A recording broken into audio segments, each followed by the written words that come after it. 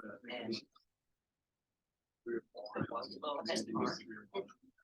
evening, everybody. I'm going to introduce Dr. Robert B. Smith. Dr. Smith been a good friend to me and a mentor, actually, and I'm pleased to have him in my home. Dr. Smith trained Columbia Presbyterian in surgery. He came to Grady in about 1966.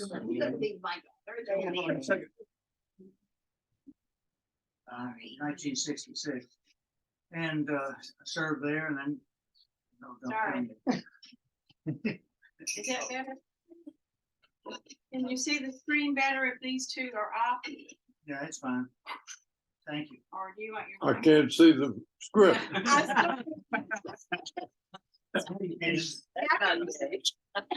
Anyway, Dr. Smith became chief of surgery at the VA hospital, where he served until his retirement.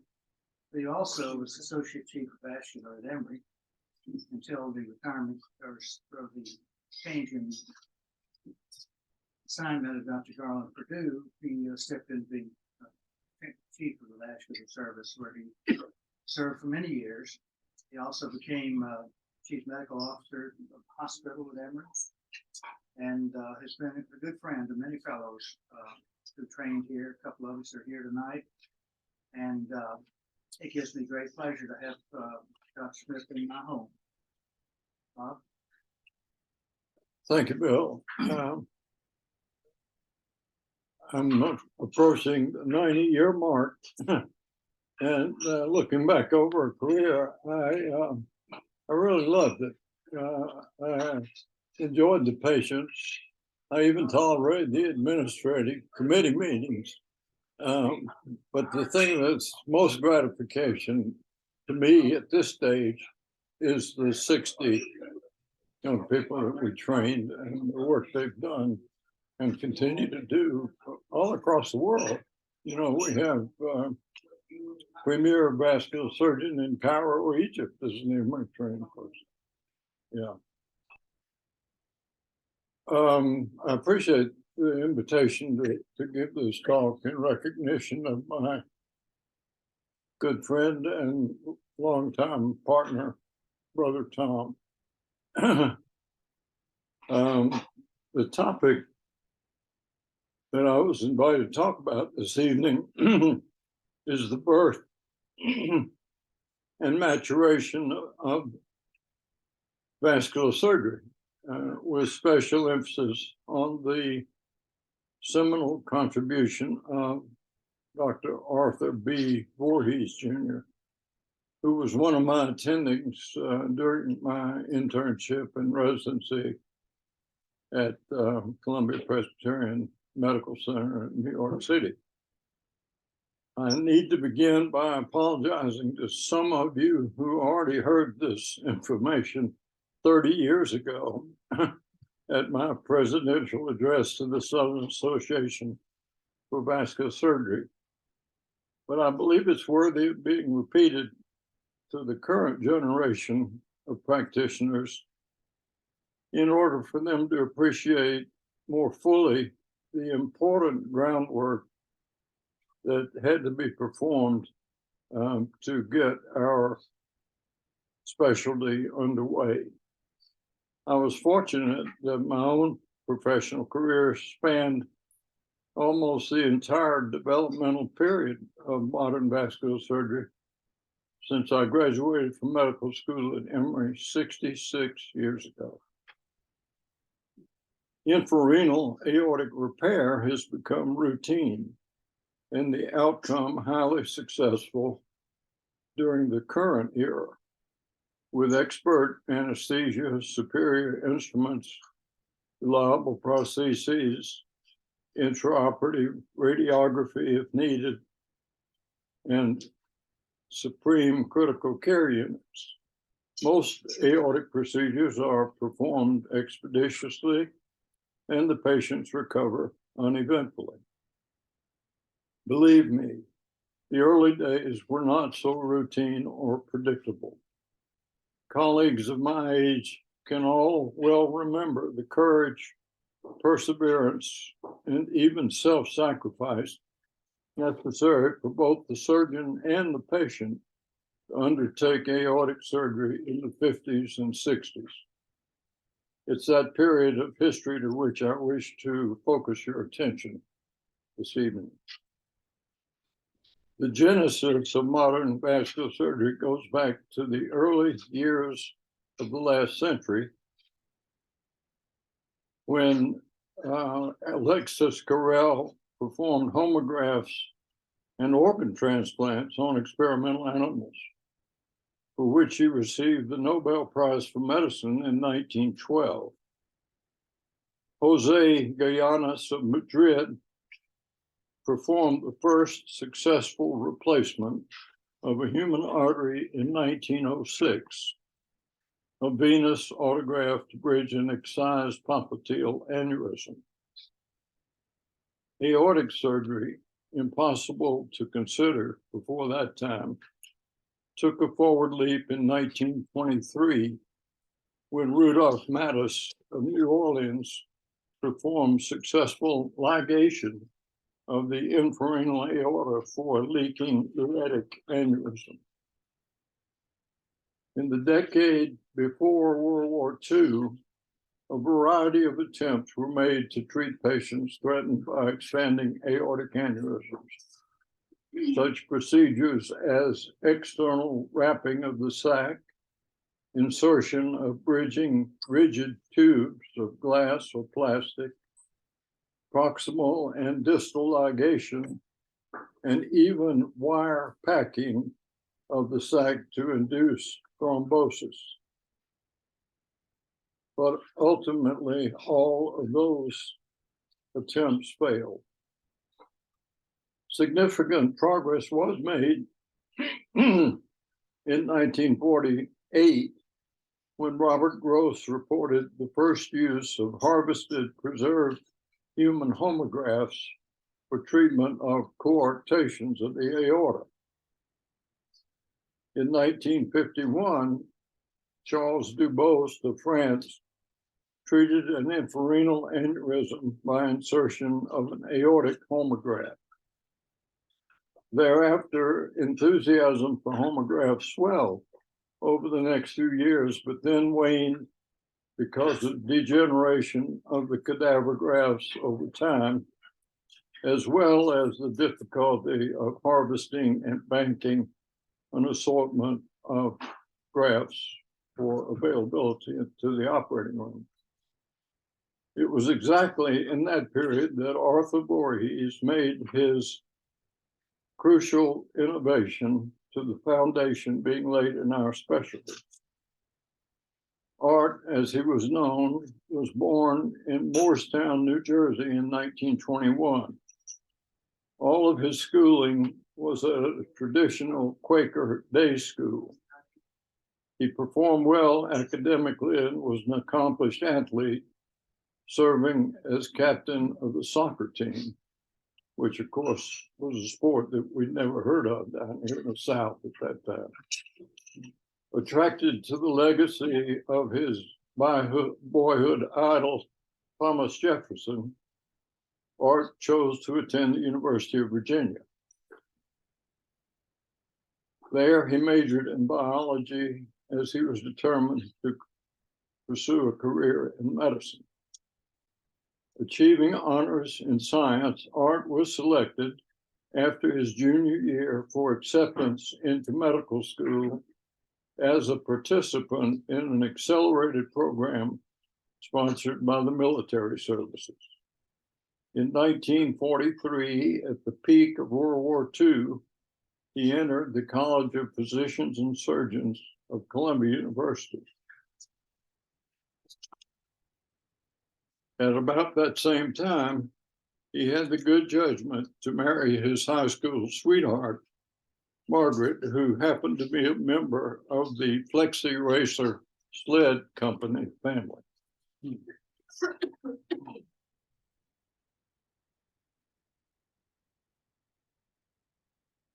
After graduation from Columbia in 1946, Art served a straight surgical internship at Columbia Presbyterian.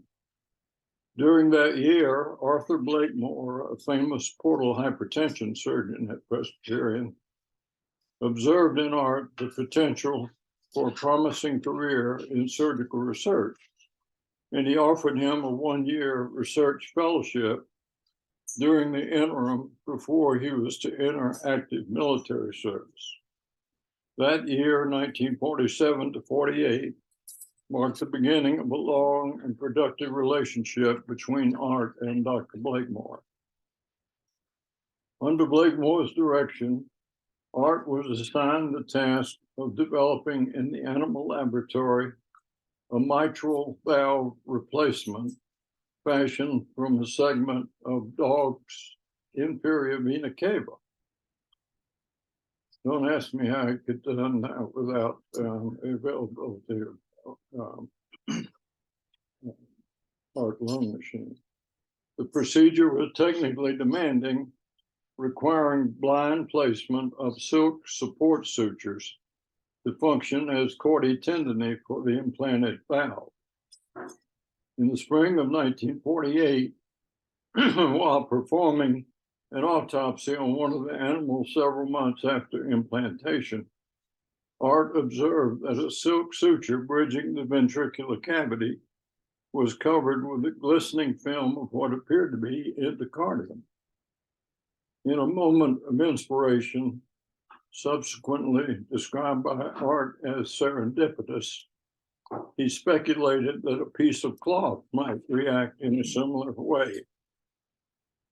Documenting the event, Voorhees later wrote, as an outgrowth of this observation, it was conceived that if arterial defects were bridged by prostheses constructed of a fine mesh cloth, leakage of blood through the walls of the prosthesis would be terminated by the formation of fibrin plugs and thus allow the cloth tube to conduct arterial flow. When Art's notion of a cloth prosthesis was presented to Blakemore, he was equally enthusiastic about its possibilities, and he urged Art by saying, "Give it a try, boy." Time remaining in the fellowship allowed for only one attempt with a cloth tube fabricated on Margaret's sewing machine from a silk handkerchief. The tube functioned for 1 hour in the acute dog model before the animal died of exsanguination, but it was just long enough to offer encouragement. Soon thereafter, Art had to report to the surgical research unit at the Brooke Army Medical Center in San Antonio to begin his 2-year tour as a research associate there. During that assignment, he had limited opportunity to pursue arterial substitutes because the majority of his responsibilities were devoted to development of plasma expanders for the treatment of shock conditions. Eventually, however, he was able to resume his experiments using nylon parachute cloth as an aortic prosthesis.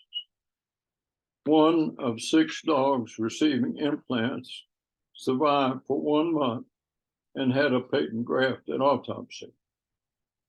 His project, although still promising, was hampered by his inability to obtain satisfactory histologic studies on the explanted grafts. Later, musing about the positive outcome of that handicap, because it afforded him time to reflect on the specifications necessary for a successful implant.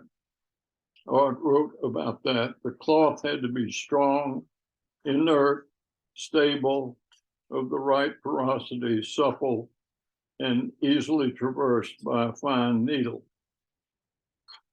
On returning to Presbyterian in 1950 to begin his surgical residency, Art resumed his work on vascular grafts in Dr. Blakemore's laboratory. There he met an orthopedic resident who was working on a synthetic tendon project and was knowledgeable about plastic textiles. He suggested that the fabric Vignon N made by the Union Carbide Corporation might be ideal for Art's needs.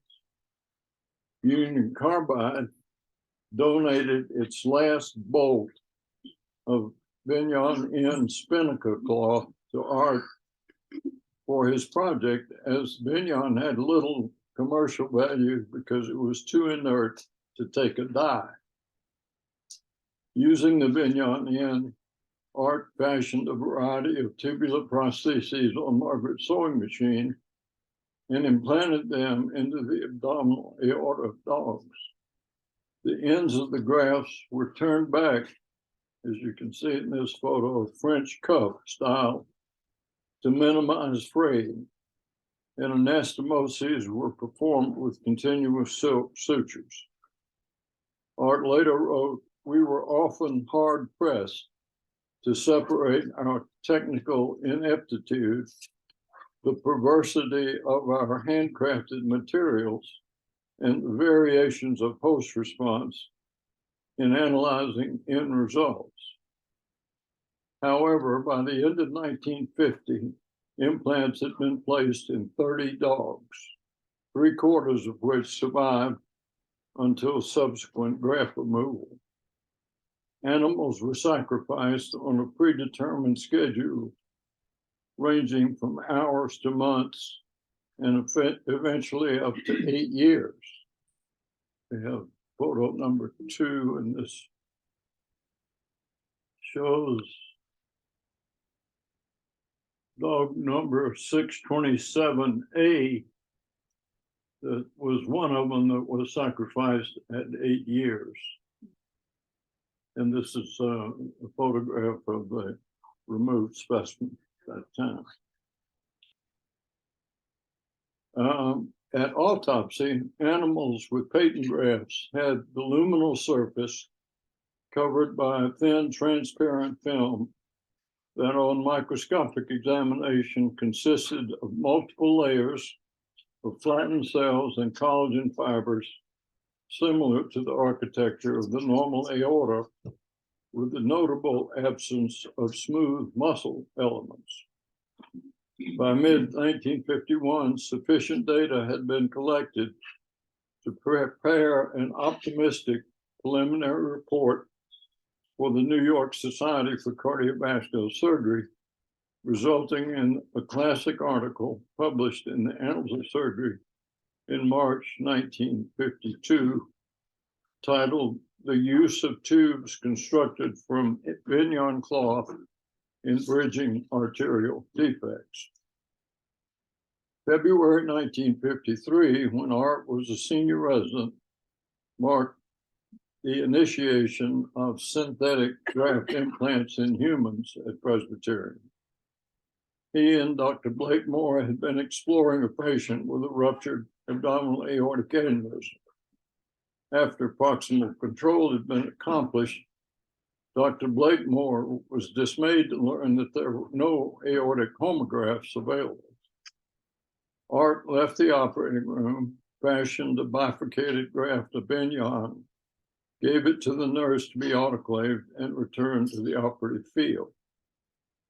After the graft had been placed and the clamps removed, the conduit functioned. And although the patient died after operation of a generalized clotting deficiency, the prosthesis was found to be patent at autopsy.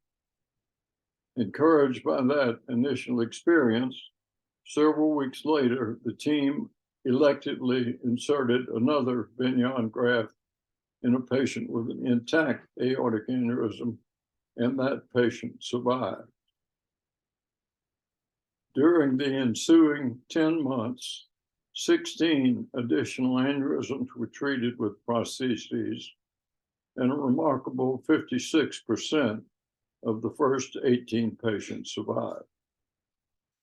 Art ascribed the deaths in their initial experience to an inability to deal successfully with patients whose severely diseased arteries resulted too frequently in disastrous intraoperative hemorrhage. To their credit, as highly ethical physicians, Art and his colleagues made no effort to obtain patent rights on their revolutionary product, maintaining that it should be used freely for the benefit of all patients. In March 1954, Art reviewed the animal model data at a symposium on vascular implants sponsored by the National Research Council. It was evident there that a new era had indeed begun in vascular surgery. 1 month later, both the experimental work and early results in humans were presented by Blakemore and Voorhees at the American Surgical Association meeting in Cleveland and published that year in the Annals of Surgery. In discussion of that presentation, Andrew Dale described it as, quotes, one of the most important papers ever presented to the surgical world. Charles Robb echoed that praise when he wrote, "This advance, pioneered by a resident, Art Vorhees, has changed arterial surgery in a most significant way and constitutes a great step forward." Other prosthetic materials were rapidly introduced by an expanding industry, and surgical meetings and journals focused on textile characteristics, debating the relative merits of porosity, denier, taffeta, crimp, and other elements of fiber fabrication. Vignon in fact, gave way to competitive fibers with more favorable physical properties, including Orlon, Teflon, nylon, and Dacron. Art completed his surgical residency in 1955 and joined the faculty of Columbia Presbyterian. I first met him when I was a straight surgical intern there in 1957. He impressed young house officers as a master technical surgeon and a compassionate physician. A popular teacher, he had an unusual rapport with both students and trainees. During the years of my residency, Art became a personal friend, advisor, and role model. I was fortunate to participate with him in several clinical research projects and spent many hours in the operating room under his supervision.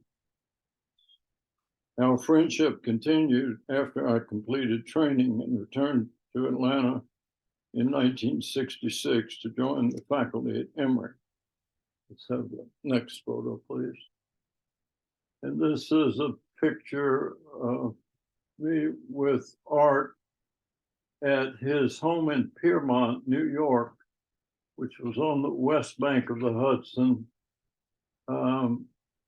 looking down on the river from a bluff. And just north of that, you could see the Tappan Zee Bridge.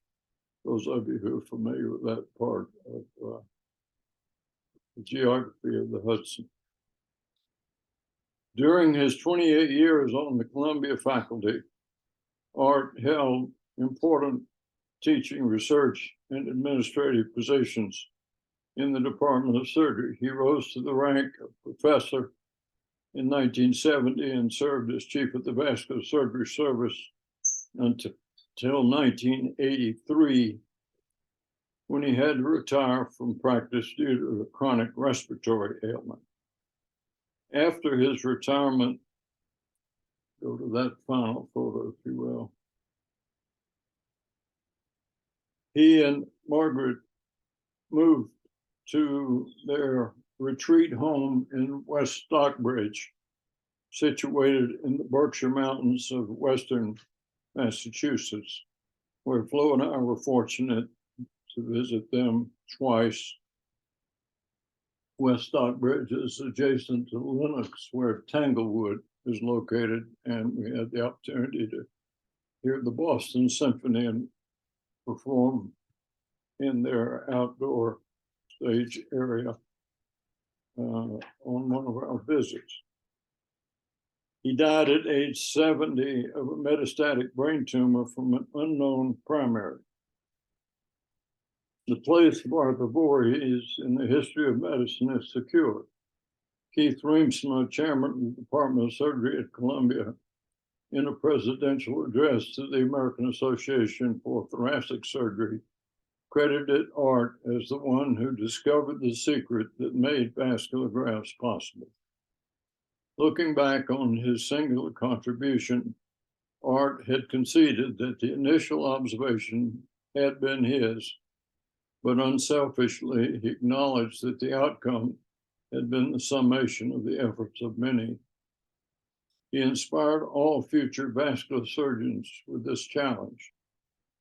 Quotes, "It would be a mistake to think that the development of new products, new capabilities, and new approaches is in a phase of diminishing returns. Significant problems and challenges are still there, waiting for the confluence of imaginative brains and technology." And to that, I would only add, amen. Emmerich Zalagi gave Art's contribution the ultimate praise when he said, quotes, "It is a well-known truism that the development of vascular surgery would have been unthinkable without the introduction of clinically serviceable arterial substitutes." Thank you.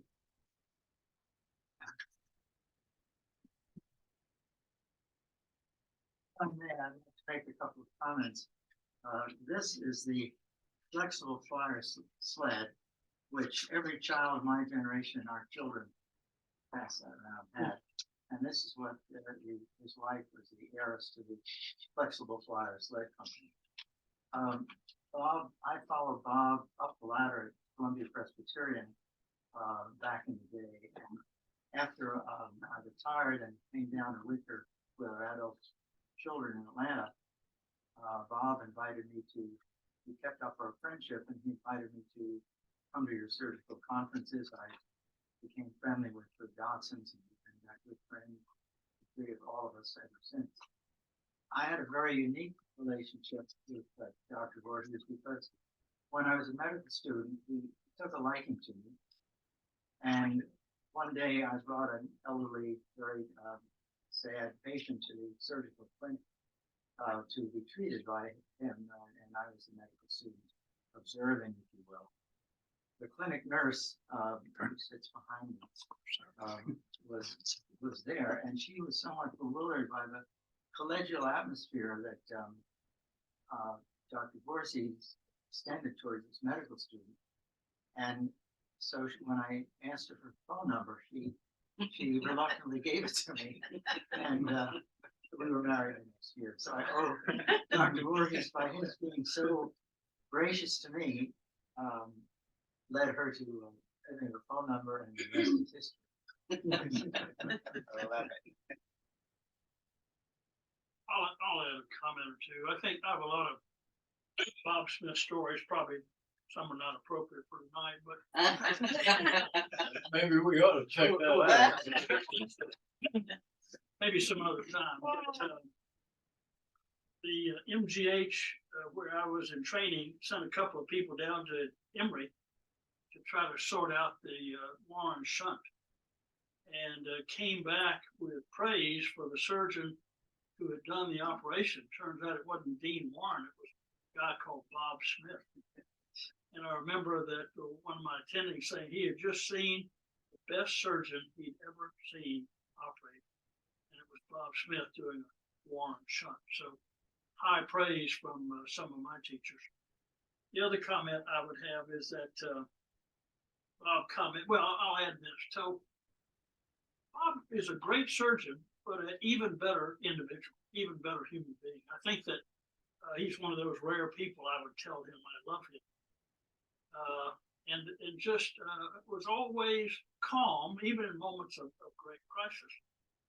If I went to Bob with a problem and I need to know a date to do something, he would pull out his little book, small book. There he is. Right there. If I need anything, on his little book, he would look at the dates that I was asking him about.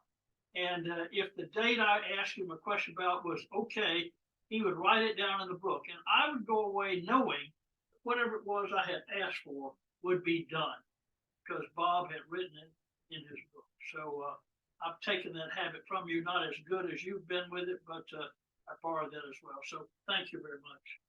I'll have to add a little ending to that story because Tom confessed later that when he saw me using the book, he got one, and but after a while, he admitted to me that it wasn't helping because he could never remember looking at it. I thought maybe you were gonna say he couldn't read his own. I'd like to just say too, as a surgical resident coming to the program, and Bill McKinnon and I were classmates. One of the things that I remember the most is how calm people, those aortic biphasic bypass, and you got blood everywhere. It's so calm. Blood's everywhere. He would be meticulous in terms of his section. And he never raised his voice to a resident, unlike some of the other attendees that. I used to raise my voice all the time. But I remember that, and to this day, I kind of keep that as part of what I do, and Bill McKinnon is saying, never get frustrated, patients aren't doing well, you stay the course, and eventually you get the stuff. So we appreciate everything you do. Thank And you the for saying model, that. the role model you set. One of our graduation gatherings for vascular residents at the end of June, getting ready to do the program, they tend to roast the faculty a little bit. But I think it was Will Jordan who said that the only strong word he ever heard from Dr. Smith was, "Oh heck." My goodness. I have something to say as the wife of a vascular surgeon. When Tom was going through his fellowship, he come home late. And so, and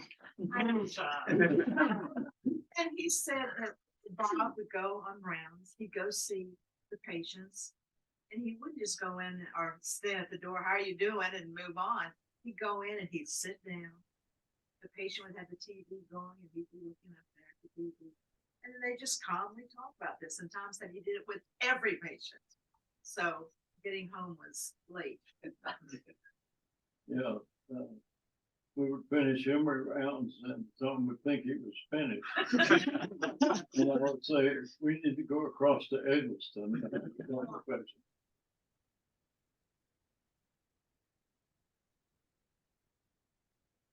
Thank you, sir. Very good. Thank you. Bill, you're Dr. Smith? Thank you very much.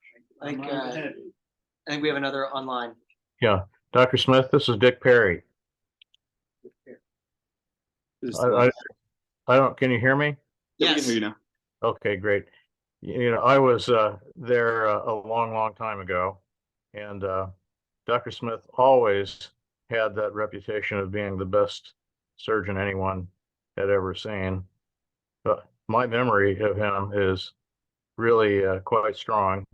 I remember one time he just said he could do it better if he reached around behind his back and turned a little bit, and he could operate backhanded behind his back better than anyone could forehanded in front of them. Yeah, it was quite stunning to see it. And on a personal note, he one time helped me. I needed an emergency surgery, and I was out here in Arizona. He managed to arrange it with John Hunter that I could get there and get on his schedule in a matter of days. And I've always really appreciated him for his efforts on my behalf. We're all very fortunate to have been there with him. Very nice thing.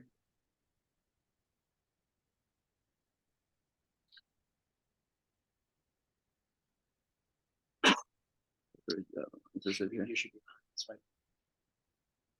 There we go. It doesn't work as well if you do screen. Oh, okay. Yeah. Will I be able to have my animations going? Yeah, it should be. Okay.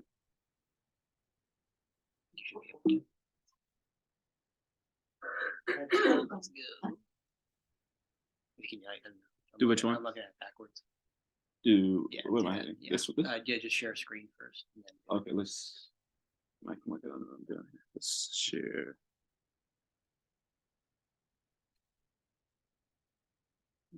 Share the screen.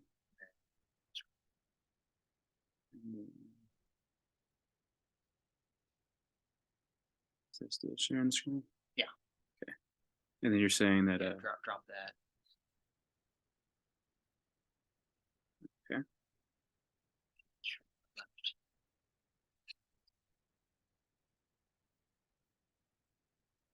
And then, okay. I don't think it's going to do my animations though. But there it is. There we go. Might not do the animations this way. So, okay. All right, let's see. Very long time ago. There we go. All right. So I'm Jeroson Williams. I am in my second year of research, so it makes me PGY 4 of 7 at Emory. Thank you for inviting me here. Dr. Dotson was my attending when I rotated on vascular as an intern and as a second year. So very honored to be here. I've been to one of the ones in the past, and then in COVID, I've watched them via Zoom. And so it's always an honor to, to hear about legendary surgeons and legendary findings that take place. I know the irony of presenting,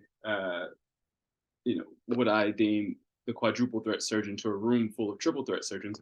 But that is kind of what I want to juxtapose to you today and determine whether or not, what I speculate is a quadruple threat surgeon actually is a quadruple threat surgeon in Dr. Clinton Charles Ellsworth Warner Jr. So a couple disclosures.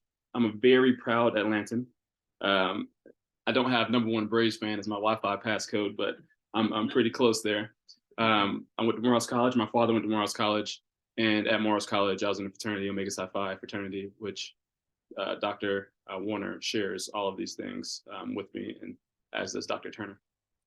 And then I would be remiss if I didn't acknowledge Mrs. Sally Warner, who is here with us, and is going to say a couple things here at the end. But she's put up with me nagging her, coming to her house, looking through all her yearbooks, and I've been able to do a pretty deep dive on both Dr. Warner and Benjamin Elijah Mays based on all the meticulous documents that she's kept and preserved. And I'm very thankful for that. So just to kind of set the tone, so in the years following Reconstruction, it was very difficult for the Black professional. There were limited opportunities or limited academic opportunities. And even if you were able to obtain the degree, there were limited job opportunities for you to be able to seek. So there's a generation of professionals who had to be competent in the care of patients. They had to be active contributors to medical literature because they were barred from participating in the AMA, they formed the NMA, they're barred from participating in the American College of Surgeons. And so shared literature among the group was, for some physicians, the only medical literature that they would receive. They also had to manage practices with limited funds and resources. And then the final fact is that a lot of them became de facto community organizers. And you can go as far as say human rights activists. And that is the additional threat or additional attribution that some of these surgeons had that I said makes them a quadruple threat. When in the face of imminent danger, in the face of losing your career and potentially your life and everything you have, you still stand for a cause, whatever that cause may be, and you're able to stand strong on that cause. That is not limited to the Black surgeons of this era. I would argue to say Ignace Samuel Wise, when he argued for child bed fever in the 1800s, 1840s, and they called him, insane, and actually admitted him to an insane asylum where he ended up dying from, getting beat by the guards that were there. And then ultimately, Joseph Lister founded antisepsis, and everyone was like, "Oh, well, Samuel Wise was correct." But he, you can argue and say that this man was a staunch activist and risked his career for something that he believed deeply in. You can also say Dr. T.R. Howard, who was a surgeon in Mississippi during the lynching of Emmett Till, who paid for Emmett Till's funeral, who paid for security services for the journalists and press that came down there during that time, and ultimately was run out of Mississippi and had to go to Chicago for the stance that he made there. You can make an argument that these are activist surgeons, and the two aren't mutually exclusive in many of these cases. So getting into Dr. Warner, he was born 1924 on the campus of Morehouse College. That's correct. This is Graves Hall Dormitory on Morehouse College. His father was a professor of the manual arts, which was vocational training there at the time. And then his father actually served on the faculty there. From 1918, there's a brief hiatus where he was a principal at Dr. Warner's high school, and then a time he spent in Arkansas, Pine Bluff, Arkansas, but ultimately returned to Morehouse and then stayed on faculty until his death in 1977. How'd I do the animation? How'd you get that picture? Yeah, I know. The animation. Let's just do you want to just play it off the Oh, yeah, we can play it. Let's see. How would I do it? You have an idea? no. Do you want to just go to full screen and just do the thing? Okay. Screen, see what happens. I hope it works. Watch. Let's see. No, that's fine.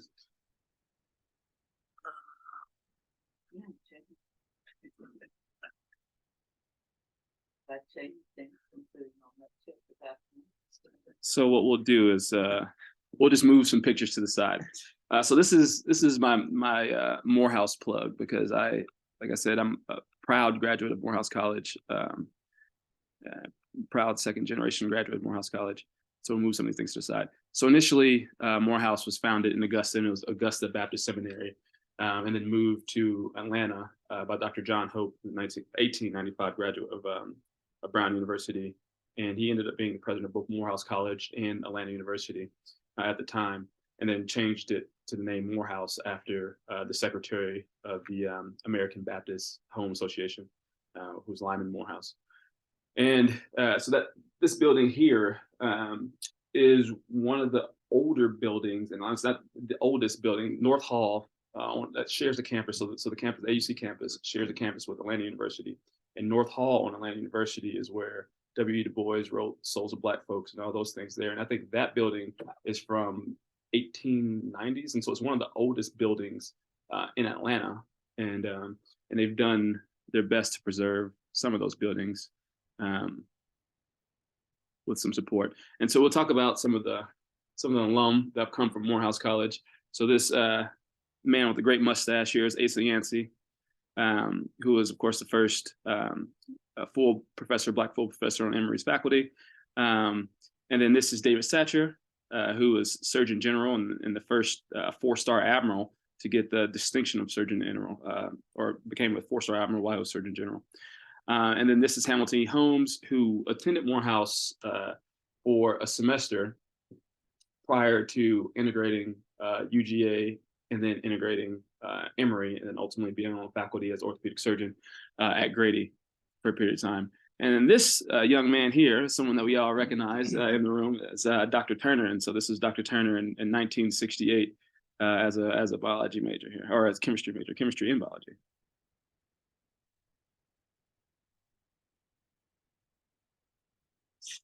And so kind of getting back to just some of the origins of Dr. Warner, because I think it's important that we tell this story. And this isn't necessarily a story of somebody who was ever destitute, who had to pull themselves up from bootstraps. He came from a very rich history, and that rich history was the Hubert family. And so his grandfather, Zach Hubert, had been born into slavery. He was the first Black man to purchase and own property in Georgia.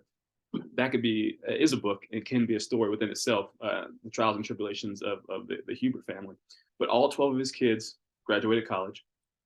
2 of his kids became college presidents. And one of those college presidents was actually, one of his nephews ended up being college president at Morehouse for a period of time.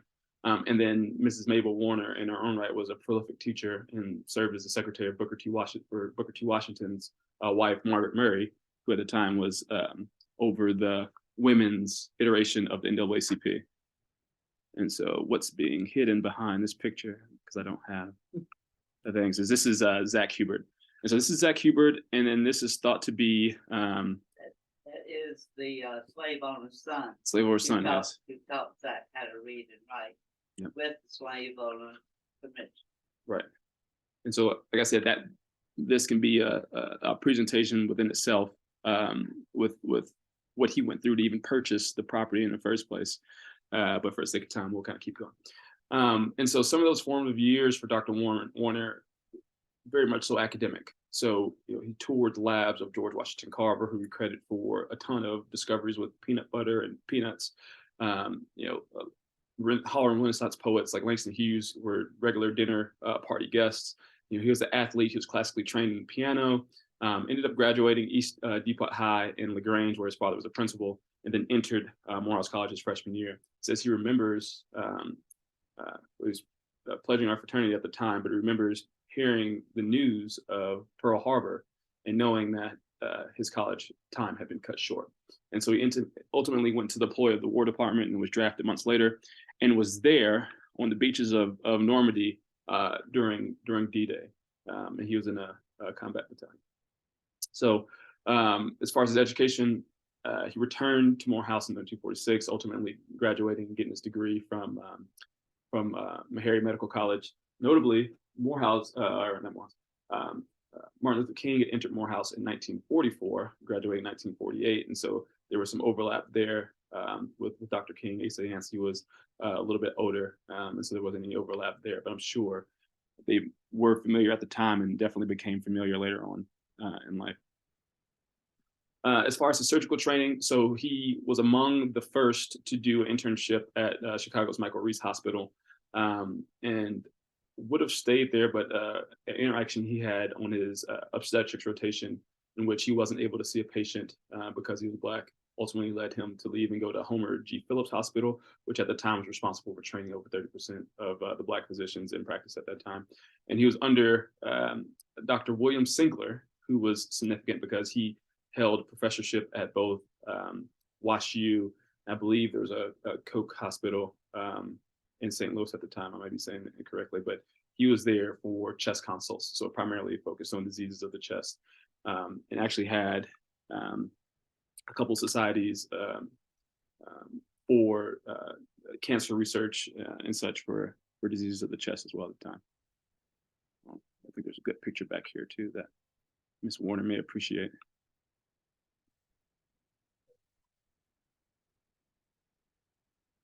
So this was a very interesting story that Dr. Warner used to tell. So of course his residency is pyramidal, like most of the programs you all went through back in those times, and only one resident was able to advance to chief by their fourth year.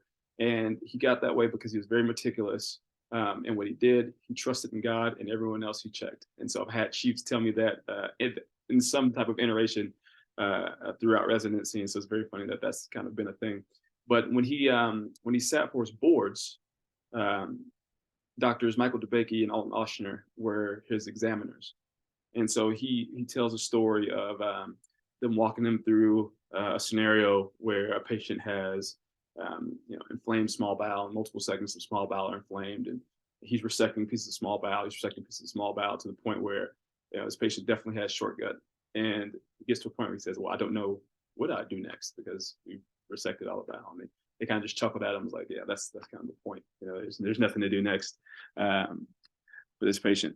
But he became, after this interaction, the first, and Miss Sally has told me that he hated the moniker being the first Black anything. He just accomplished something and went forward with it. But it's significant for everyone else in the community who hadn't seen these things accomplished and these things happen. So he unfortunately gets that moniker often, be the first to do something. But he was the first practicing Black physician in Georgia to have passed the American Surgery Board exam.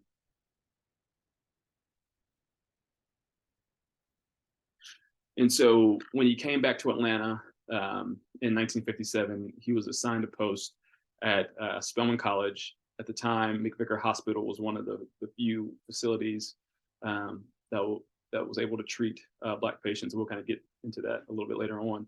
But he was also the first Black physician in that role at that time, and he stayed on staff at McVicker Hospital from this appointment until into the late 90s.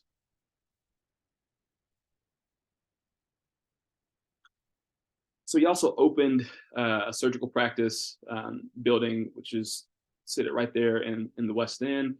He founded the first medical surgical group, which was the Atlanta Surgical Professional Association, and then ultimately ended up specializing, true general surgery at the time, but ultimately ended up specializing in malignancies and pathologies of the breast.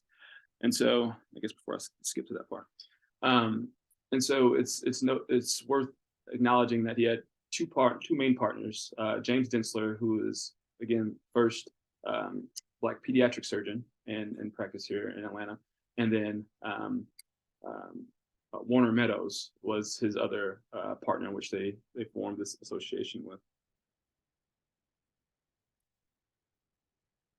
And so he had a ton of hospital appointments. Namely, this was when he was elected to, initially it was called Holy Trinity Hospital, but it became the Southwest Hospital, and he was elected to the board there. So he had been on staff at the hospital since 1966, and then ultimately rose to chief of surgery in 1973, and had been on the board from 1973 forward. And this was instrumental in him providing access for Black Atlanta residents, and then later in this discussion for the formation of Morehouse School of Medicine and providing clinical sites for those students to rotate at.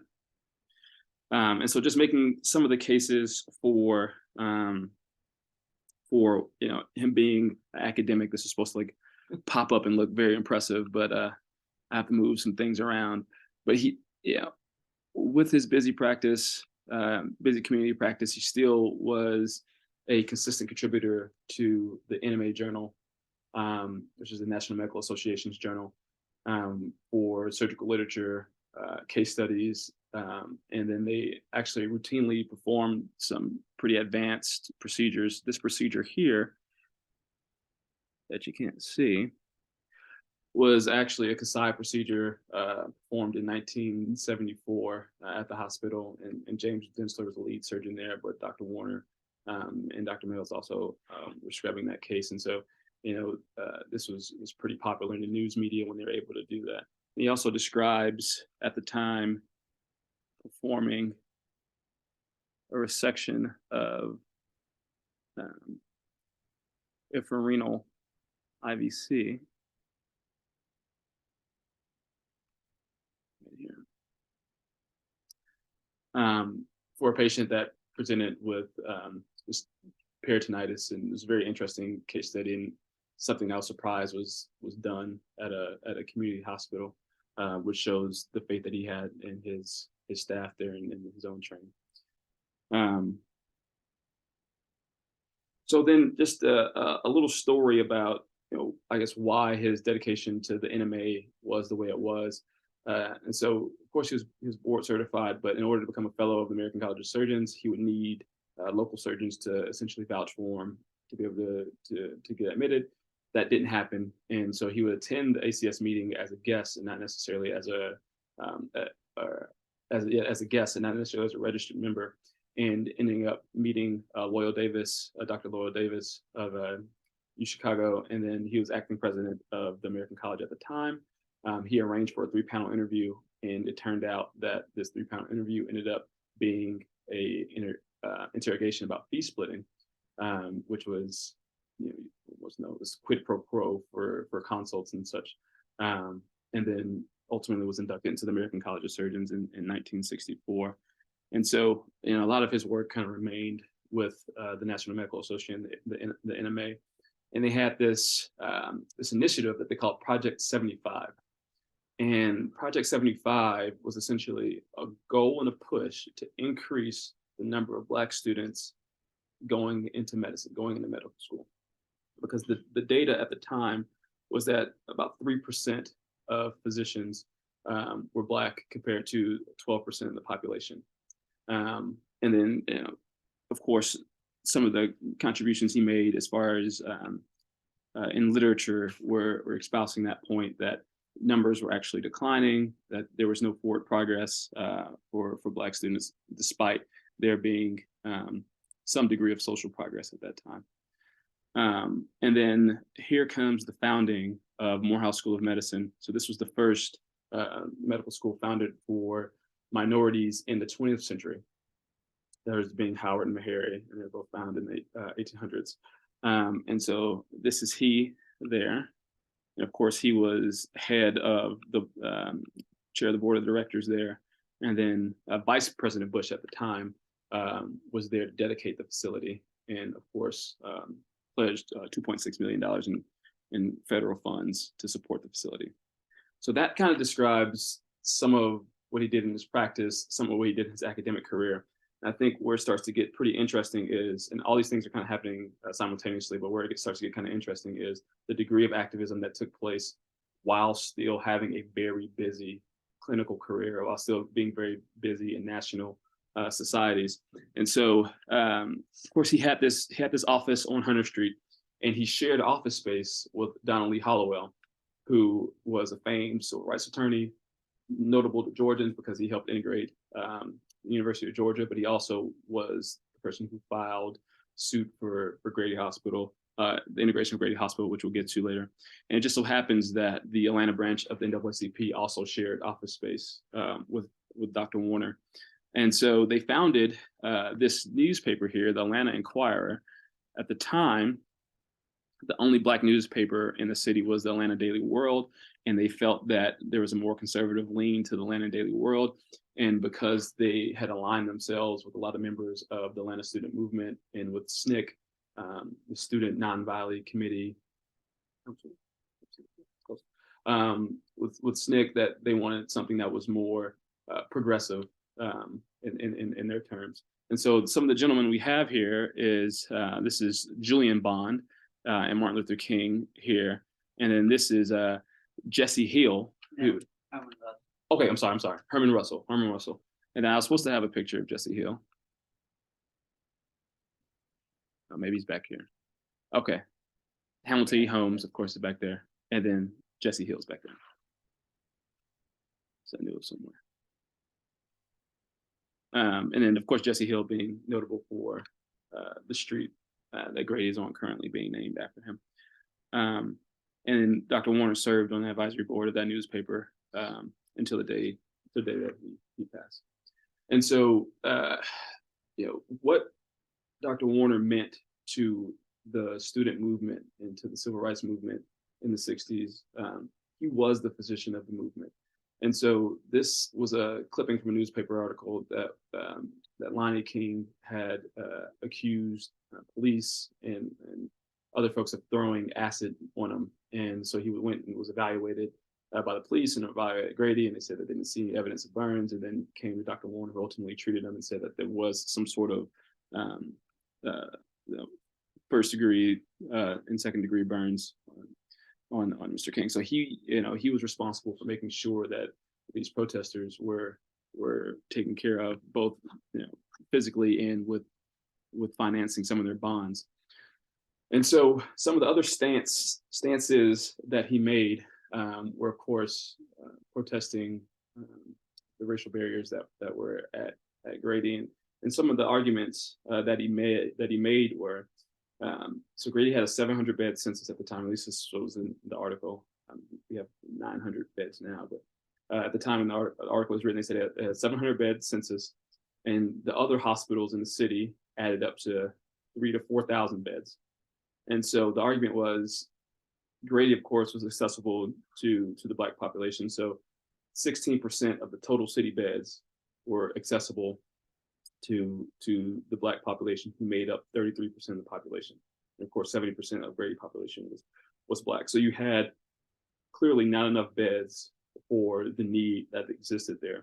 The other argument was that Hugh Spalding, the facilities were grossly inadequate, and they were unequipped to handle some of the emergency situations that would come in, whether that be blood bank, anesthesia, or in the case of childbirth, they also didn't have 24-hour physician and nursing on staff there as well. And so what Dr. Warner did, along with R.C. Bell, who was cousin of Martin Luther King, in the Atlanta Medical Association, took it upon themselves to request a meeting with the Fulton DeKalb Hospital Authority, and they kind of listed their list of demands of, integration, allowing Black physicians to ultimately be able to see patients at Grady, improve the substandard conditions at Hugh Spalding, and then of course desegregate all the facilities. So this is 1961 that this is happening. Ultimately, the NAACP sponsors the suit against the Fulton DeKalb Hospital Authority and to integrate Grady. And so the plaintiffs on that listed, of course, were R.C. Bell, like I said, and of course were Dr. Warner, like I said, and then the suit was filed by Donald Lee Holloway, who shared office space with him. One of the things that that was brought up when the suit was presented was that issues like the psych ward that had 18 beds in the psych ward had seen over 127 patients that had been opened, had seen 0 Black patients in that psych ward. The other argument they brought up was like the X-ray technology wasn't open to Black techs or Black physicians, and then ultimately they argued that the medical and dental societies were nominating the members of the state board and hospital advisory committees, and because they were excluded from those societies, that they were denied the right in choosing government officials, and so they were arguing on the 14th to 15th amendments. And so, spoiler, Grady integrated in 1965 when the federal district court ruled in favor of the plaintiffs. And another spoiler, in 1975, he ultimately was named to the hospital authority. So that was in 1961. So then in the same year, this is the first time that he was arrested. And so he and 8 other physicians registered to a convention that was thrown by the Atlanta Graduate Medical Assembly at the Biltmore Hotel. And typically they were allowed to go to some of these gatherings and attend, for the panels and for the learning opportunities, but they weren't allowed to dine. And so they had registered officially this time in attempts to dine for lunch. And they were promptly arrested for doing so. Of course, Biltmore Hotel is a little famous in Black Atlanta, of course, for barring Hattie McDaniel from being able to enter there as well with Gone with the Wind from there. But Dr. Warner was the youngest of these 8 physicians, and some of these men were Morehouse men and fraternity men in their own right, and very brave individuals. And so, so that was the first time he was arrested. The second time he was arrested was at the Heart of Atlanta Motel. And so at the Heart of Atlanta Motel, of course, they refused to drop what they considered as color bar. They had a number of demonstrators from the NAACP. And then, of course, at the time, Dr. Warner was vice president of the Atlanta chapter of NAACP. And so they were arrested for the sit-ins at the Heart of Atlanta Motel.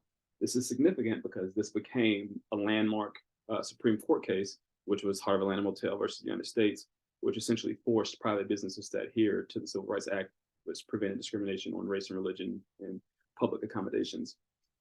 So of the 45 folks that were doing the sit-in, 18 folks ended up getting indicted on what were anti-trespassing charges at the time. And then Judge Pye, who was notoriously kind of ruthless in some of these matters.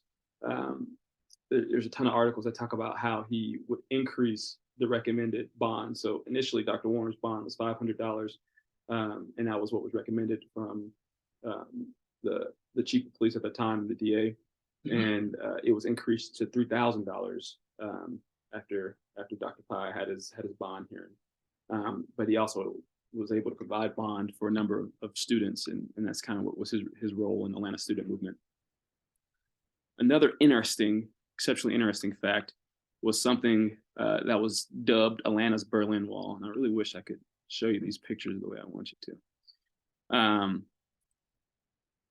But in 1962, Mayor Ivan Allen ordered this barricade to divide the white and black sections of Cascade Heights after Dr. Warner had purchased a property there, 25 acres on Fielding Lane, and this was of great distress to the residents there. It was something that they called block busting. Black resident would move in, it would decrease the property values, and folks would take advantage, or white real estate prospectors would take advantage of this and then resell the properties at increased rate to black residents that want to move in there. And so, of course, this caused some great distress. This barricade was placed, and Dr. Ivan Allen, who had been, or Mr. Ivan Allen, who had been pretty well beloved throughout the city by both black and white folks, suddenly became enemy number one to everybody. And so, what was interesting that I found about this incident, or just around the time of this incident, was Lester Maddox, who was a failed mayoral candidate that year when he ran against Ivan Allen and ultimately ended up becoming governor of Georgia. But it was an ardent segregationist. And so he actually spoke at Southwest High School in 1961 and said Negroes would be taking over the neighborhoods if Ivan Allen was elected. And he wasn't wrong. My dad graduated Southwest High School in 1980. And I think that after 1965, my grandparents had moved into the exact same neighborhood. So that was very interesting how some of these things kind of come full circle. But ultimately, this went to the courts, and Ivan Allen was ordered to take down the steel barricades, and they had been removed. So they stood for 72 days, and they were ultimately removed. There's more pictures here, but so some of Dr. Warner's dedication to what you could consider politics. So he served as the treasurer for John Lewis's campaigns for 5 consecutive cycles from 1986 to 1994. He also was treasurer of City Councilman Clarence Martin's campaigns from 1990 to 2002.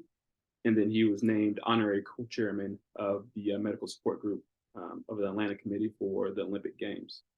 And so when you talk about the list of titles and awards that he's been granted, and I won't belabor things by reading through them all, but things like president of the Atlanta Medical Association, president of the Georgia State Medical Association, board of directors for Blue Cross Blue Shield, chairman emeritus for Mutual Federal Bank, professor of preventive medicine at Emory University, which is a title that he held in the 70s.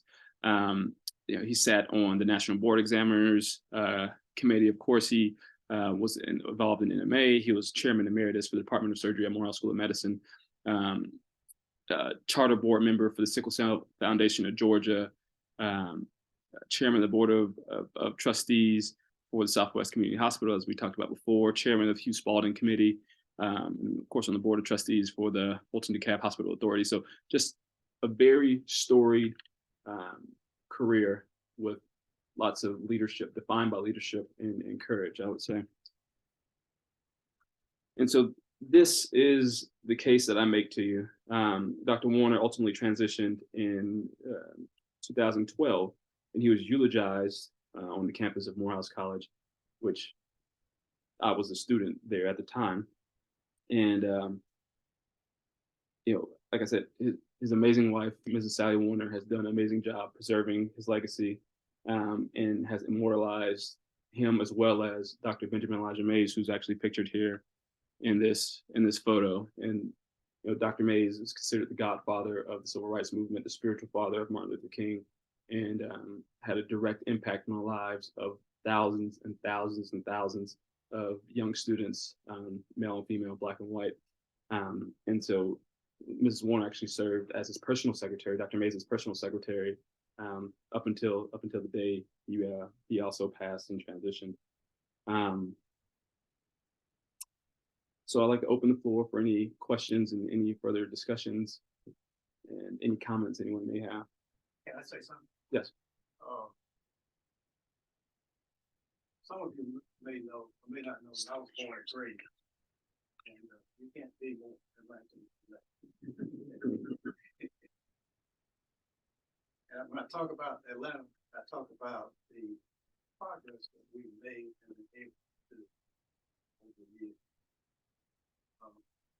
People like Clinton Warner, one of those people who we actually call the Godfather, because he was always involved in everything. So if you wanted an answer to a question, you would go to Clinton to get that answer. But it's interesting that having grown up in Atlanta, I heard about the barricades across Peyton Road. And I kind of understood what it was all about. But Ivan Allen, who was elected primarily by African Americans because he was running against Lester Maddox, was initially a segregationist, but he changed. He changed. And in the process of changing, he made Atlanta a better place. He made Georgia a better place. If you look at Atlanta, you look at Georgia, and you look at the rest of the southeastern area, we have been able to do things here that other places have not done because they didn't have the leadership, in my opinion, of people like Clinton Warner, other people who came forth and said, hey, we need to do this. Because Ivan Allen changed, Atlanta became a better place. He testified in Washington in support of civil rights. He was the only Southerner to do that. Okay. But what happened when he did that? It opened up Atlanta. It allowed Ivan Allen to go to National Football League and say, hey, we want a professional football team. It also allowed him to go to the Milwaukee Braves and say, we want a baseball team. He brought that to Atlanta. He put it down. But if we had not had the progressive leadership in Atlanta doing that, we would not have been able to grow and to expand. Ivan Allen, Brave now is in both. I know you. I know you. So he is revered both by blacks and whites because of his progressiveness. He was able to see the change necessary, and he went out front to do that. The other thing I like to say about Clint is that Clint cared about people and cared about things. Okay, he cared about progress. And as a student at Morehouse, I knew about Clint. I had not met him. I knew about him. As a senior at Morehouse, I decided I wanted to go after Operation Crossroads after three-month program, which included both Canadian Americans, 3 months, but you had to raise the money to go. Okay. So I was able to raise some of the money, but you needed shots to go to Africa. Clint was over at Spelman for years and years. So they said, go talk to Clinton Warner. So I called him, he said, come on over, Dennis, I'll give you shots. He gave me shots for free. And at that point, I hadn't thought about surgery. But I said, here's a surgeon giving shots. And as you implied, Clint did a little bit of everything. So he was that kind of person. He was dedicated, wanted to see progress, and he wanted to see that progress as it related to everybody and to the city. In my opinion, he made Atlanta a better. So as a result of Clint, many of us were able not to duplicate what he did, but we tried to be as good as he was. But so He's a great person. I guess I didn't do a good job of emphasizing this one tidbit, but when he did buy the property on Fielding Lane, you know, the threats against his person, which had already been there from his activity as civil rights, what they consider an agitator, increased. And so there was dumping trash on the lawn, which was just petty crimes and events, to calling him during practice hours at his office and saying that your house is on fire, or we're going to bomb your house next, or we're going to get here, wife catering here, your house is on fire. And so him leaving his practice, busy clinical practice, with fear that these things are actually happening at his home, but still having the courage to continue to do what he does, so that someone like Dr. Turner wouldn't have to do that, so that 40 years, 50 years later, someone like myself is able to do what I'm able to do, is awe-inspiring. And I think that's the risk that he took as an activist, was against his person, against potential risk to his family, and of course risk to his livelihood. A word about Alvin Allen. He did say that putting up the barricades was one of the worst mistakes he ever made. Yeah. But he learned from that. Yeah. But Dennis mentioned that he is today in Oakland. And this man has a very simple, small marker. Alvin Allen, dates of birth and death. That's all. Very what you live. You can have a huge monument anytime you want, but he chose simple. It's the intent of business, same thing. Right. That was one of the first lines. You said Oakland, I'm sorry. Westview. Never mind, 7 seconds. But I think he was at Westview first, and then he moved. But he didn't like it.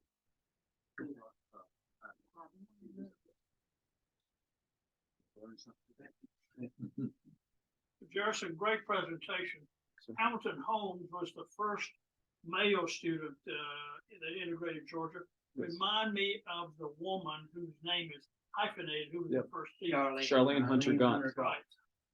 I knew Hamilton Holmes. He became the chief of staff at Grady. Yes, sir. And when the residents would have some problem, I had stepped in for Dr. Amos that time. He would call me, and he had a very distinctive low voice, and he would say, "Tom." "Yes, sir." I knew who it was. He didn't have to identify himself, but he said, "This is Ham Holmes." "Yes, sir." "Can I talk to you about one of your residents for a minute?" We had a resident who became very angry down at Grady, and he pulled all of the computer wires out of the wall. If he had to pick one thing to do, which would disable things, he picked that one thing. And he said, "Tom, will you take care of that?" I said, "Yes, sir, Dr. Holmes," right away. I wasn't sure what to do, but I said, "Yes, sir." But he was a great figure during that time. Good presentation. Yes, sir.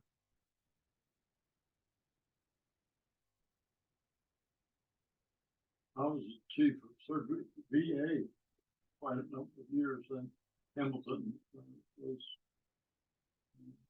in charge of orthopedic service. Did a great job.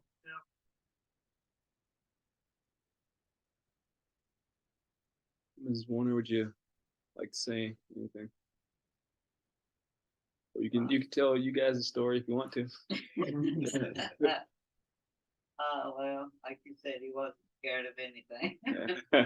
And he met me in his 40s, and I was in my early 20s, and it was just meant to be. And in the late 60s and early 70s, it was a very trying time for two people falling in love. And but that didn't. Our favorite saying one another was "no matter what." And, but 44 wonderful years. And I'm so grateful to our man, Dr. such as you that and I know Clint would feel the same. He would be so pleased, you know, that he had any influence whatsoever on your life. I thank you for this wonderful presentation. So much you said I had forgotten. So thank you. Thank you very much. And thank you to everyone that I've met. I've had a wonderful evening.